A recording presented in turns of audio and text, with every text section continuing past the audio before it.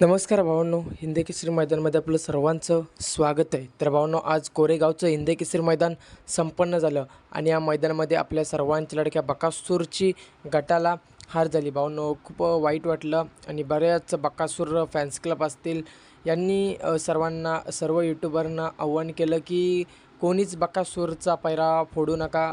कारण देखील तसंच आहे भावांनो, जेव्हा जेव्हा बकासूरचा पैरा फोडला जातो तेव्हा तेव्हा बकासूरची गटाला किंवा सेमीला हार होत असते.